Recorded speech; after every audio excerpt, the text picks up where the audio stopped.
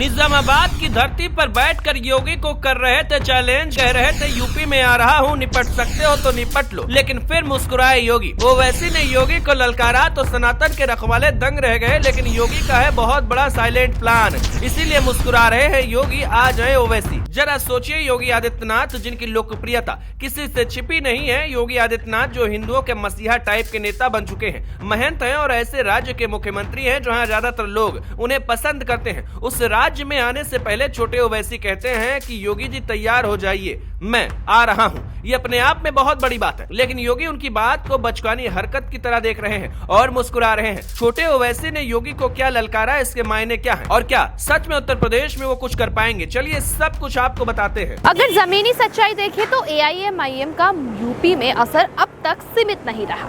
Party ने विधानसभा और लोकसभा दोनों चुनावों में किस्मत आजमाई, लेकिन नतीजा शून्य रहा। कुछ सीटों पर वोट प्रतिशत बढ़ा है, लेकिन जीत की लाइन पार नहीं हो पाई है। वजह साफ है कि यूपी की राजनीति एक परत वाली नहीं है। यहाँ जाति, वर्ग, क्षेत्र, विकास और कानून व्यवस्था सब मिलकर वोट बनते हैं। सिर्फ एक समुदाय के भरोसे यहाँ सत्ता तक पहुँचना आसान नहीं है। AIM की राजनीति मुख्य तौर पर मुस्लिम वोट बैंक पर टिकी रही है, जबकि यूपी में ये वोट पहले से ही सपा, कांग्रेस और कहीं बसपा में बटा रहा है। ऐसे में AIMIM की एंट्री ने अब तक चुनाव जीतने वाली पार्टी से ज्यादा वोट काटने वाली पार्टी का रोल निभाया है। यहीं से योगी की राजनीति की असली ताकत सामने आती है। योगी किसी एक वर्ग पर निर्भर नहीं है। कानून व्यवस्था की वजह से व्यापारी वर्ग उनके साथ खड़ा है। माफिया के खिलाफ कार्रवाई ने आम आदमी को भरोसा दिया है। गरीब कल्याण योजनाओं ने गांव-गांव में पकड़ बनाई है और स्वास्थ्य योजनाओं ने सबके साथ जोड़ने का काम किया है। और यही वजह है कि हिंदू वोट बैंक भी मजबूत हुआ है। यही उन्हें बार बार चुनावी बढ़त दिलाता रहा। यही वजह है कि ओवैसी की चुनौती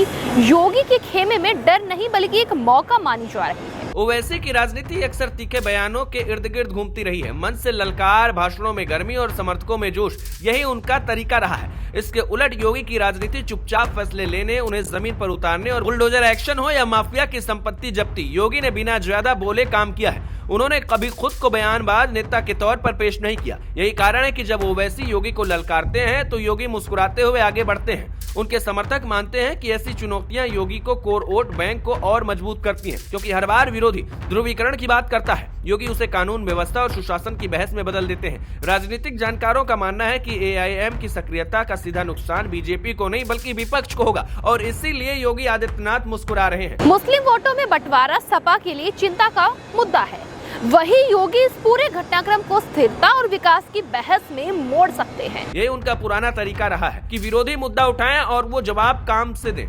2027 की लड़ाई अभी दूर है, लेकिन संकेत अभी से मिलने लगे हैं। ओवैसी का बयान सियासी शोर जरूर पैदा करता है, लेकिन जमीन पर योगी की पकड़ फिलहाल मजबूत दिखती है। यूपी की जनता अब ये देखना चाहती है कि कौन सिर्फ चुनौती दे रहा है और कौन शासन चला रहा है। और अब तक की तस्वीर यही बताती है कि मुकाबला चाहे कितना शोर करे, बढ़त उसी के पास रहती है जो भरोसा देता है, और वो बढ़त फिलहाल योगी आदित्यनाथ को मिलती नजर आ रही है। यही वजह है कि योगी मुस्कुरा रहे हैं, क्योंकि वो जानते हैं कि अगर ओवैसी एंड पार्टी उत्तर प्रदेश में आएगी तो उसका फायदा भारतीय जनता पार्टी को होगा, ना कि नुकसान। विरोधी कांप रहे हैं, क्योंकि ये अगर ऐसा हुआ तो फिर विरोधियों के लिए माथे पर चिंता की लकीरें आनी तय हैं। ना उत्तर प्रदेश के लिए आशीष शुक्ला की रिपोर्ट।